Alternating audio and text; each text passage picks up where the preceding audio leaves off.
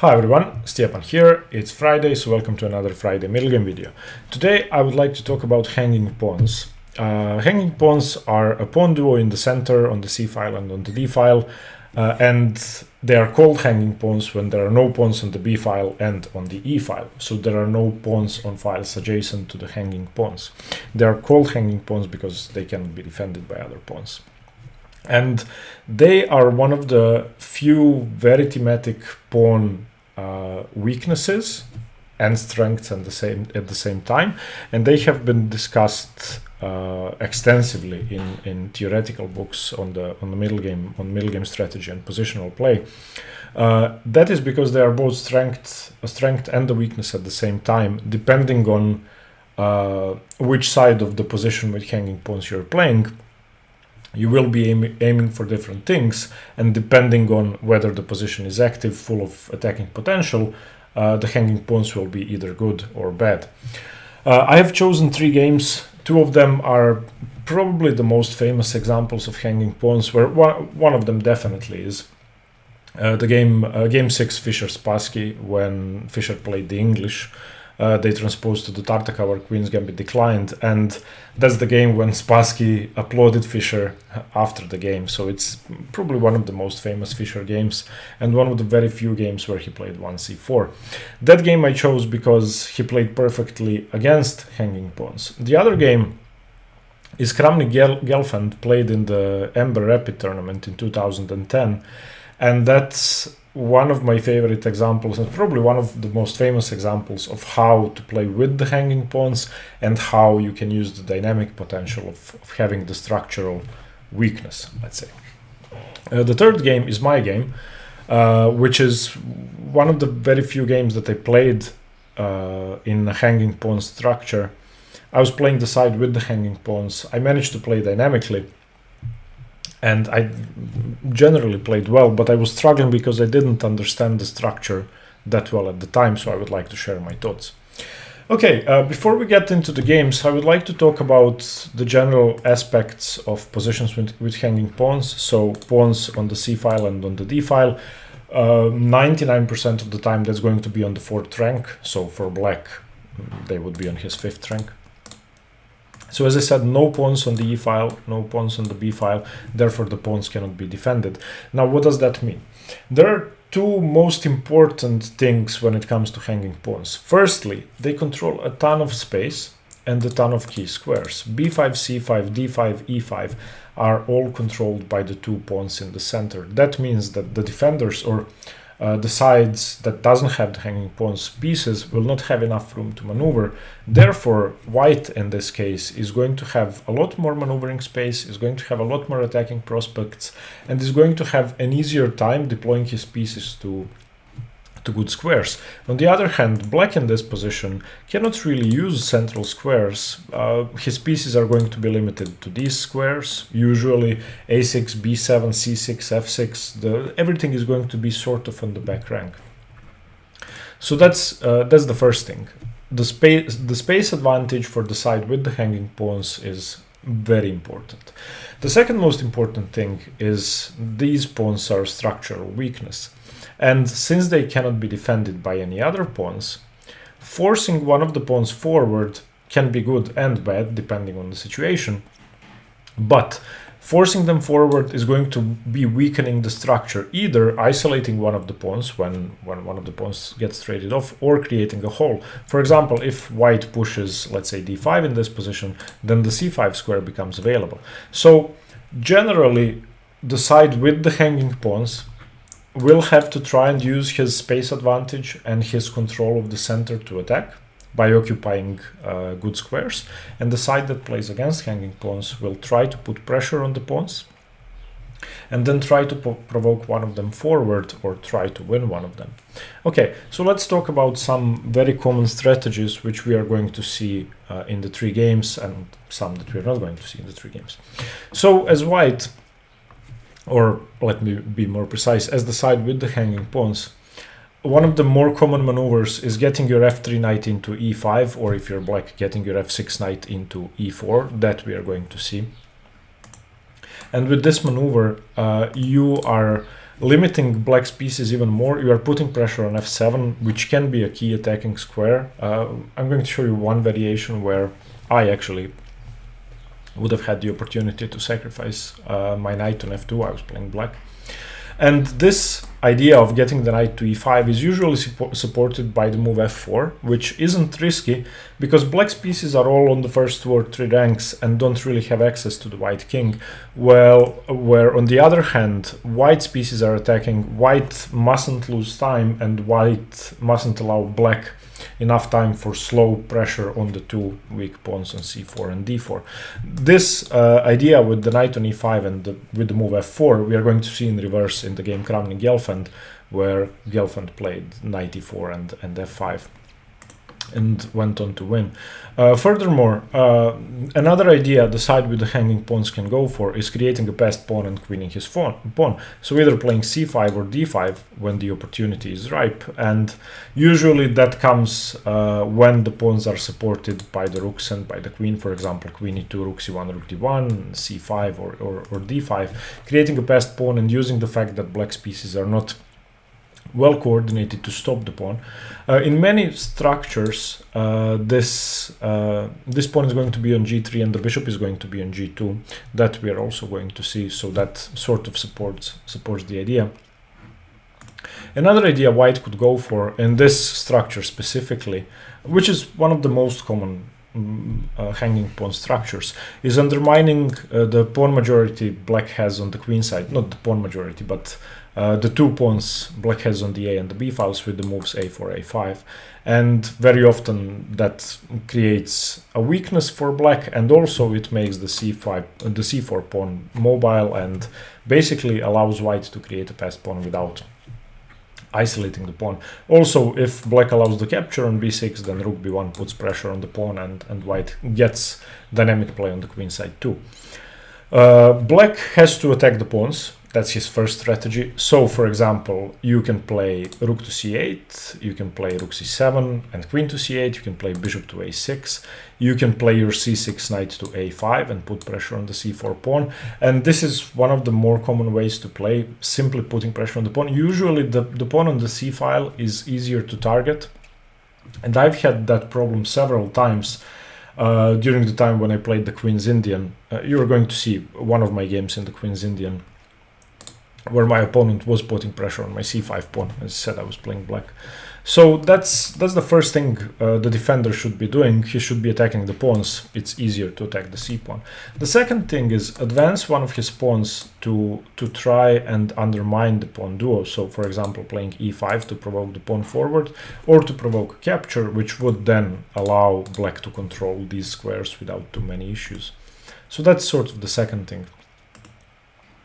Okay, this is just another example of a hanging pawn structure for black this time, and this could arise from the Queen's Indian, it could arise from the Tartakov or Queen's Gambit declined, it could arise from some Meran semi-Slavs, from the semi-Tarash, from the Tarash, from several different openings.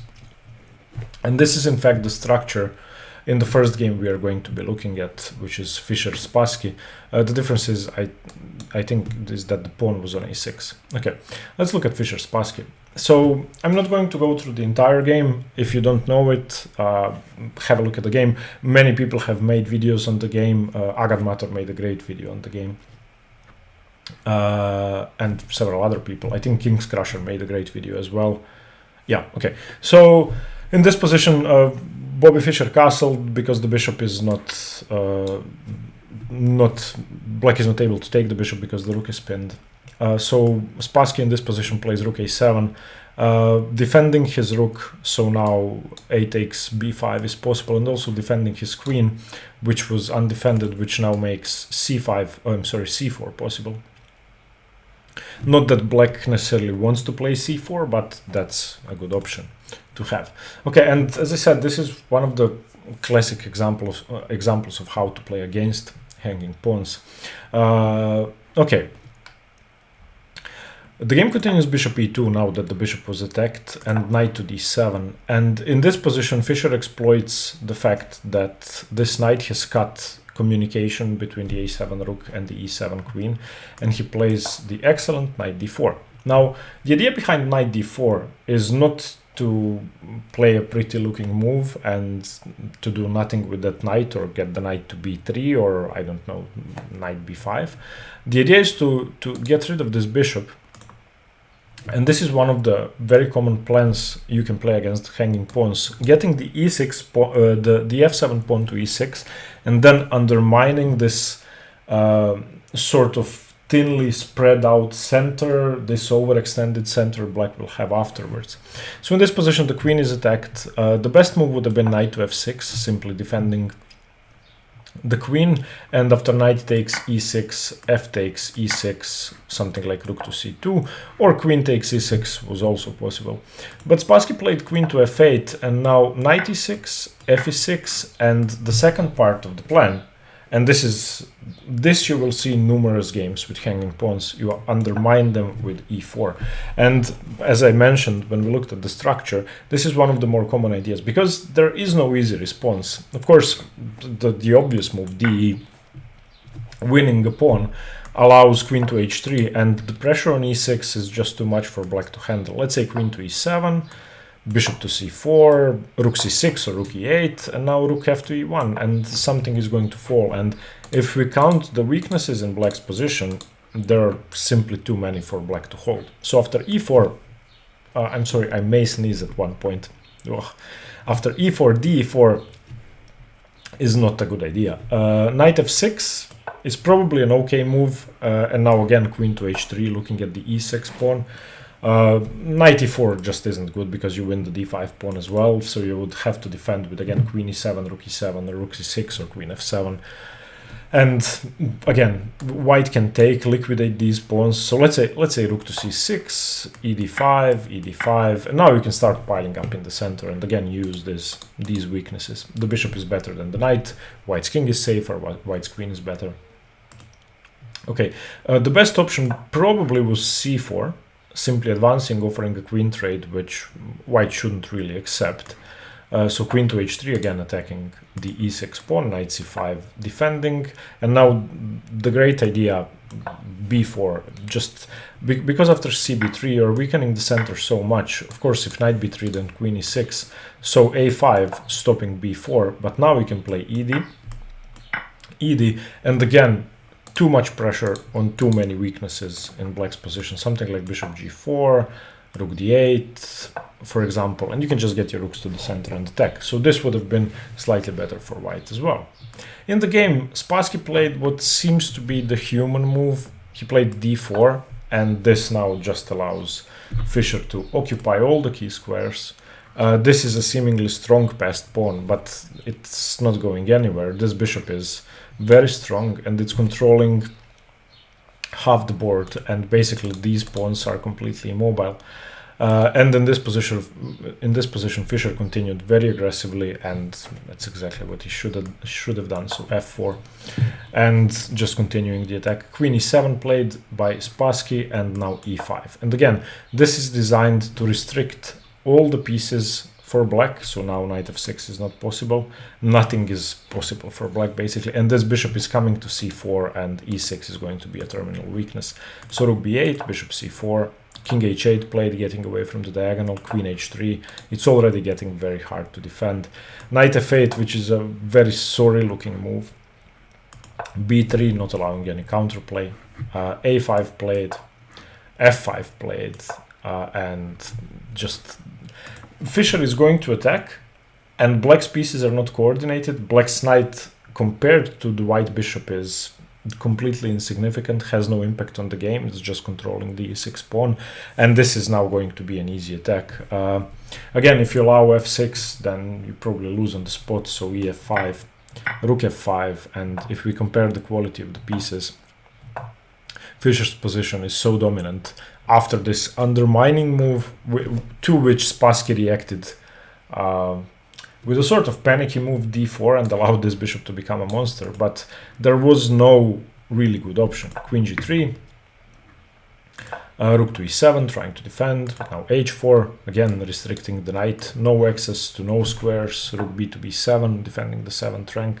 e6, and the rest of the game, if you don't know it, I would advise you to look at the game yourselves. Again, there are videos on this game specifically. I would like to focus on the part with the hanging pawns. So if you want to look at the finish of the game, you can find it on chessgames.com. It's a brilliant finish. I just want to get back to the original position again.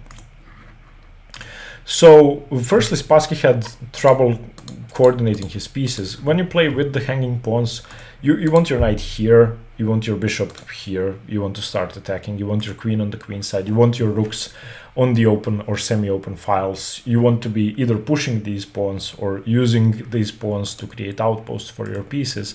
In this position, black obviously has none of that, and white is the one attacking, and white is the one with the structural advantage. Queen f8, knight takes a6, and now this key idea, e4. And again, Spassky just sort of gave up with d4, allowing bishop c4 and e5, which made the position almost unbearable. There were better options, but they were all poor. So a great example of how to play against the hanging pawns, and basically a hanging pawns game in which black had nothing to play for. Okay, let's now have a look at Kramnik Gelfand, which is a great example of how to play with the hanging pawns. And this is a Queen's Indian structure for black, where black has played the move d5. This actually came from a fianchetto Queen's Indian.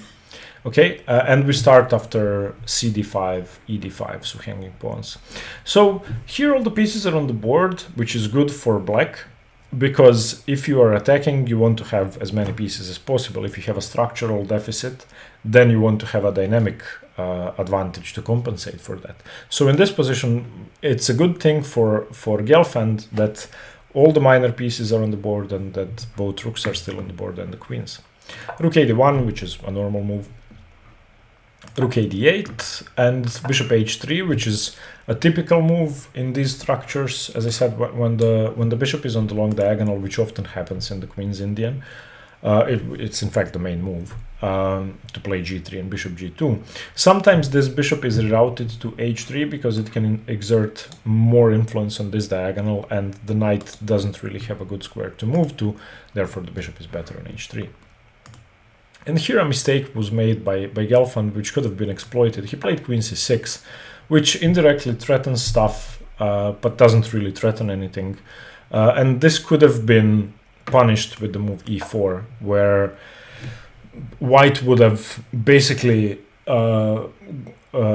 isolated the c5 pawn, ideally, or gained important squares, or completely killed off the attack. So knight takes e4 is a blunder, because knight takes e4, and after d takes e4 you can play rook takes d7, and after rook d7 of course knight e5. So this would have failed tactically. So against e4 you cannot play knight e4. If you play d e4, which is the only other sensible move, then bishop g2 works, and this is a very strong move.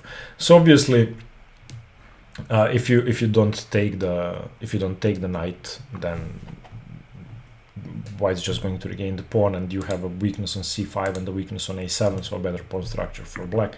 But if you take it, then bishop takes f3, queen b6, and rook e7. And after bishop f3, knight f3, you can see that black's position is slightly worse, but that could probably be enough for white to win. White has a better pawn structure on the queen side, white has a more active rook, and generally has more active pieces because this bishop is a monster. So that would have been the way to punish queen c6. That's not easy to see though, but as we said, one of the main strategies when playing against the hanging pawns should be undermining them. In this case, if you look at this structure, we were talking about undermining the pawns with e5 and or b5. So in this position, e4 and or b4 should be sensible undermining moves, which you have to look at constantly. So whenever you are playing against the hanging pawns, if you're unsure what to do, calculate e4, calculate b4.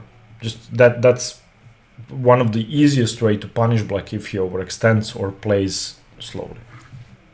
Instead of that, rook c1 was played, which attacks the c5 pawn, which is okay, and also prepares b4. but he could have punished queen c6. Okay, and now Gelfand plays knight e4, which is something I already mentioned. One of the main plans, play knight e4 and f5. He also could have played rook f8, which is normal, which would have allowed b4. Now, obviously, you cannot take because your bishop is hanging. So queen takes queen, bishop takes, rook takes. So you would have to play c4. And again, this now allows knight d4, and white has a much easier time playing this position, even though black has a passed pawn on c4. This is something similar to what we saw in the Fischer game. This bishop is controlling the dark squares. Therefore, once the hanging pawns move, once one of them moves, you want to have the bishop of the opposite color to the square the pawns are on. This was complicated. But if the pawns are light squares, you want to have a dark squared bishop controlling the squares in front of them, making the pawns harder to move. So I can understand why rook f8 wasn't played, why knight e4 was played. Now knight e4 is a sort of provocative move. If you don't take it, then I'm going to play f5, and then we have the position we were talking about, where black is just pushing for an advantage and attacking. If you take it, then you have to lose a couple of tempi. So knight e4, d4. Knight d4 is possible here due to the pin on the bishop again. So queen h6, and again, black is starting to attack. These weaknesses should worry black if the pieces get traded off. If the pieces don't get traded off, then that's fine. After knight f5, queen h3, knight e7, king h8, probably something like queen c4. And if I had to choose, because I'm a coward, I would rather be white, because I think that long term these weaknesses are very hard to play with. But in reality, black is slightly better, and with good dynamic play, black should hold an edge. This king is really unsafe with the trade of the light squared bishop, and maybe something like e3 and knight e5 should even be enough to win if white isn't careful. Okay, but that didn't happen. Obviously, Kramnik was afraid of that, and I can understand that. He played bishop g2, and now the same variations after knight e4 would work because the bishop is not hanging after queen h6. So f5. And now black is seriously attacking. Now black's position, despite the weaknesses that white is going to induce, is permanently good because it's very hard to get rid of black's aggressive pieces. Now any knight e4 is met with fe4, and you have problems on f2. So Kramnik continues b4, undermining the hanging pawns. Again, you cannot take because your bishop is attacked, so c4. Okay, and white has gained control over d4, which is good, looks good, but as we said, black has a lot of attacking prospects. The pawns are no longer a weakness, and all of a sudden, black has a long-term strength of his own. He has the passed c4 pawn, which, if the attack fails and a ton of pieces get traded off, this could be an asset of its own. So a3. Defending the b4 pawn, bishop f6 played. Okay, this bishop is better than this bishop, that's understandable. And also, white's king is surrounded by dark squared pawns, so this bishop isn't really doing much in the attack, so I can understand the trade. It also makes the e-file semi-open. Knight d4 played, queen b6 played, the knight is double attacked, knight f3 defending the knight, and now g5. And this is the reason why I will no longer play Queen's Indian positions with hanging pawns. I don't like to play like this. If you like aggressive chess, then positions with hanging pawns are extremely interesting and very instructive because something dynamic is happening on every move, and this is how you should play. G5 is the absolute best move here because you put so much pressure on white. And his pieces are not participating in the game, really. They're just struggling to coordinate enough to be able to defend. And white has a rough time in this position. Okay, Kramnik played e3, g4, chasing the knight away. Of course, knight h4 would be ridiculous, bishop h4, and then would be in trouble. So knight d2, and now knight e5. Another piece comes into play, and look at this pawn structure. If we compare the hanging pawns on d5 and c5 at the start, when we started looking at the position, this is basically a dream scenario for black. This is what you want to achieve. You want to have a sort of attacking bind on white to make sure that his pieces are completely barren and that they cannot move. Rook e2, which looks kind of sad. Bishop g7, simply making room for his pieces on the 6th rank. Okay, rook d1, rook c8, now preparing maybe to push his passed pawn. Okay, knight f1, trying to defend, knight to d3.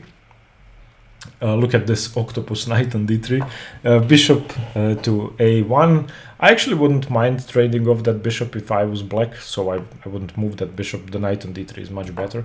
Queen a6 looking at the a3 pawn, queen a2 defending, queen a4 looking at the rook, and black's every move is an attacking move and creates a threat from here until the end of the game. Rook c2 played, and now a crushing finish, which if you want you can pause the video and try to find the winning move for black. Okay, the winning move is knight takes f2.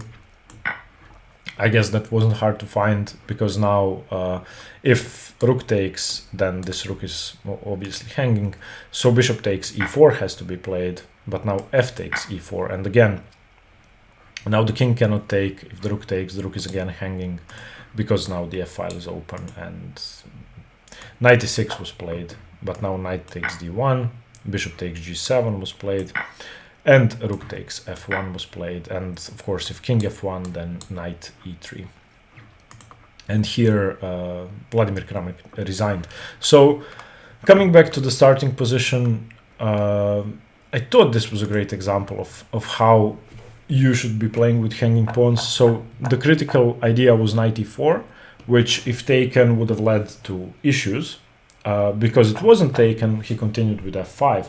And he very, very quickly continued his attack. What he did to prepare it was just make sure that this bishop is not too strong. So after b4, c4, a3, bishop f6. And now there are no threats. There are no threats for black. Black's king is perfectly safe. And then after knight d4, queen b6, okay, the knight defended. Then he started with g5. Okay, now let's just quickly look at my game. I played this game against Željko Matic in Zagreb Open last year. He is somewhere between 21 and 2200, has a ton of experience, and you can find the game in the Road to GM playlist. It's Road to GM game 118. And I played the black pieces. He plays the English or the King's Indian attack his whole life, and he plays a ton of different systems. So previously I was always playing Semislav setups, starting with c6 usually against the English, and in December I was playing the Queen's Indian setup against the English. So we got this position. Okay, I'll just briefly show you the entire game. So knight f3, knight f6, c4, b6, g3, bishop b7, bishop g2, e6, castles, c5, knight c3, bishop e7, rook e1, d5. And this is one of the most common Queen's Indian setups you can play against the English or against many things. Okay, so cd5, ed5, d4.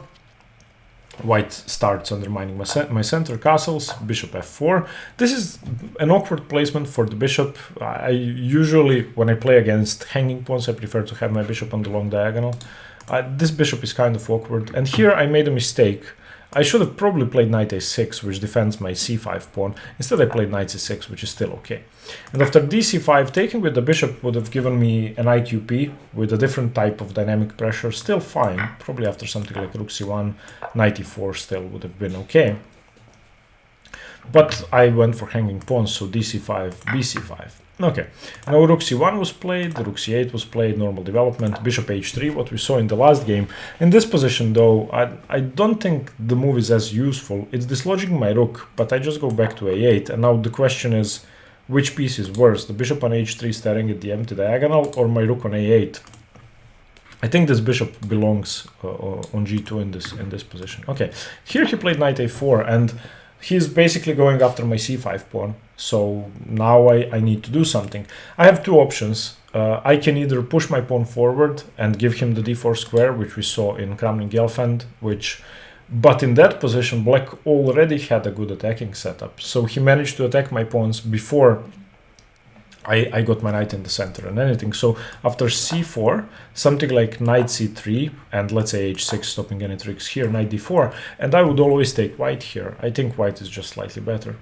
So after knight a4, I had to play aggressively. I played knight e4. And now, of course, the knight defends c5, it attacks f2, it attacks g3, it makes room for my bishop on f6, and also, most importantly, it creates problems for the bishop on f4. And this bishop has to be very, very careful. Firstly, the bishop has no good squares, and here you can see how my hanging pawns are exerting huge pressure on the center, and how the control of key central squares makes my position very dominant. So obviously g5 would win the bishop in this position, because if bishop e3, then I push my pawn again, and then bishop d2, and I take it because I have a knight there. So my position would have been better. So in this position he played knight e5. What I think he should have played is either knight d2 or bishop f5. I was actually analyzing bishop f5 during the game. And then after g6, bishop e4, d4, knight d2, this pawn would be hard to defend, and I think white is again slightly better. The other option is knight d2, and here this is a very, very thematic sacrifice when playing with hanging pawns against the fianchetto structure, and that's knight takes f2. This is a pattern you have to remember, because now after king f2, g5, actually the bishop has no squares, and this I've seen in several games. So after bishop e3, d4, something like knight f1, takes, and black isn't much better, black is slightly better, but white's king is unsafe. Okay, instead of that he blundered with knight e5, and this now this makes the position almost lost after g5. So what can he do? If he moves the bishop, I take the knight. If he takes the pawn, I take the knight. So he has no other option. He can play either knight d7 or knight c6. If he plays knight d7, then pawn takes bishop, queen takes d5, and after knight g5, bishop g2, knight e6, he probably takes my exchange. And in a position like this, I mean, 2 pieces for the rook, black is probably winning. After g5, though, he played something that's even worse. He played knight c6, bishop c6, and now he has an issue. So the bishop is attacked, and the knight is attacked. So if the bishop retreats to d2, then I take it and I win the knight. So, for example, if he plays bishop d2, then takes, and takes, winning. And after knight c6, if he plays bishop to e3, bishop to e3, then I play d4 and bishop to d2 and knight d2, queen d2, bishop a4, and again winning. If he plays bishop e5, I can just play f6, and he would have to play f3, attacking my knight. But now after fe5, fe4, de4, or queen a5, black is better. And in the game he played the move f3, just counter-attacking my knight, and this is what I'd expected. This is the only move that doesn't lose a piece. So now after gf, fe, f takes g3, I'm threatening the h-pawn, so he has to take.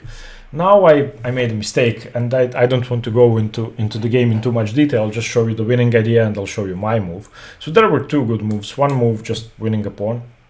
And I didn't want to do this because I was afraid of rook c3, which is insane. Rook c3 is not a threat at all. And the other very winning move was queen to d6. And this simply attacks the pawn, so he has to play king to g2.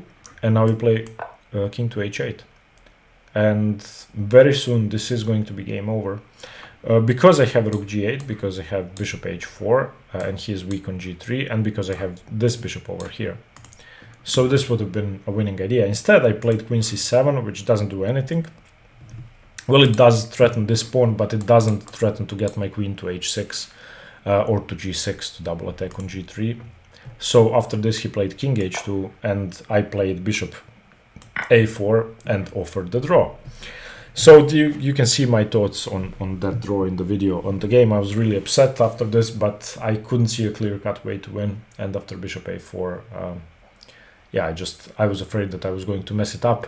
I was really afraid of Mr. Matic. He's a great player, much better than me, and I was happy with the draw, which is incorrect. I should have just played for the win. But the thing is, in this position after knight a4, I think this is very interesting for hanging pawns. He attacked my c5 pawn, and I responded by attacking his king, which is how you should be playing with the hanging pawns. And then he made a mistake with knight e5, but yeah.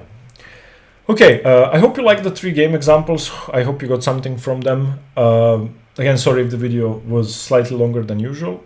Let me know what you think, and stay tuned for more chess. Thank you very much. Bye-bye.